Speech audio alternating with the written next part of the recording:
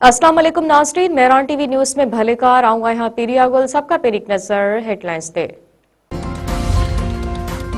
अमरीकी सदर Donald Trump चयो आहे त ईरान ॻाल्हियूं करण चाहे थो, मुलाक़ात जो इंतज़ाम कयो पियो वञे। ईरान ख़िलाफ़ वरी ताक़तवर ऑपरेशन ते गौर करे रहिया आहियूं। ईरान जे हवाले सां मापे की फ़ौज ॾिसी रही आहे। ईरान जी अपोजिशन सरगर्म सां राब्ते में आहियूं।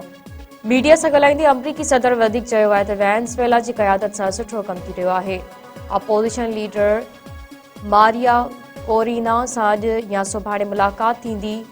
असां ग्रीनलैंड हासिल करण जी ॻाल्हि कई आहे। ग्रीनलैंड खे डील करणु घुरिजे। ईरान जे सुप्रीम लीडर आयतुल्ला खामनाई चयो आहे त गुरूर में ॿुॾल हिकु शख़्स सॼी दुनिया जा फ़ैसिला करे रहियो आहे। फ़िरौन ऐं नमरूद सां जेको कुझु थियो, ट्रंप सां बि ईअं ई थींदो। सोशल मीडिया ते पंहिंजे बयान में आयतुल्ला खामनाई वधीक चयो आहे त ट्रंप खे इहो सम्झणु घुरिजे त इक़्तिदार जे उरूज ते ताक़तवर तरीन हुक्मराननि सां छा थियो। ईरान जे परॾी वज़ीर अब्बास इराक़ची चयो आहे त असां जंग ऐं ॻाल्हियुनि ॿिन्हिनि लाइ तयार आहियूं। एहतिजाज कंदड़नि जा मुतालबा जाइज़ हुआ। हुकूमत उन्हनि खे बि ॿुधी रही हुई। ट्रंप मुदाख़लत जी ॻाल्हि कई। एहतिजाज कंदड़ ट्रंप खे मुदाख़लत जो मौक़ो ॾियण लाइ पुरतशदुद थिया। पंहिंजे बयान में अब्बास इराक़ची वधीक चयो आहे त हथियारबंद माण्हुनि एहतिजाज कंदड़नि ऐं सिक्योरिटी एहलकारनि खे क़त्ल कयो। पुरतशदुद मुज़ाहिरनि खां पोइ सूरत-ए-हाल हाणे मुकमल कंट्रोल में आहे। इंटरनेट सर्विस ॿीहर शुरू कई वेंदी।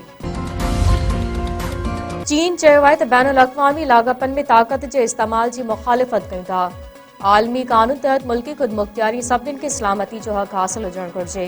ईरान अंदरि मुज़ाहिरनि में अमरीकी सदर जे इम्कानी हमले जी रिपोर्टनि ते रद्दअमल ॾींदे चीन जे परॾी वज़ारत वधीक चयो आहे त उमीद आहे त ईरान जी हुकूमत ऐं अवाम मौजूदा मुश्किल सूरत-ए-हाल ते ज़ाब्तो आणे वठंदो।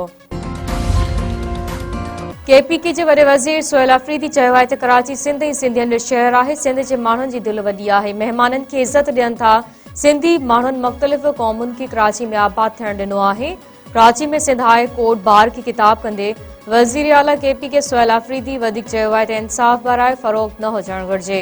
इस्लामाबाद हाई कोर्ट जे 3 जजनि बानी PTI सां मुलाक़ात जो हुकुम ॾिनो। 3 जजनि जे हुकुम खे रदी जे टोकरे में उछलायो वियो। आइन ऐं कानून सां जेको थी रहियो आहे उन सां इदारनि खे नुक़सान थींदो। क़ौमी असेंबली जो इजलास अॼु शाम 5 वॻे थींदो। वज़ीर आज़म जी एडवाइस ते सदर क़ौमी असेंबली जो इजलास तलब करे वरितो। हुरनि जे रूहानी पेशवा पीर पागारे चयो आहे त पाकिस्तान खे सियासतदान न फ़ौज पई हलाए। मुल्क सियासतदाननि न फ़ौज जे करे सलामत आहे। पाकिस्तान सां ई असांजी इज़त आहे। इज़त विञाइण नथा चाहियूं।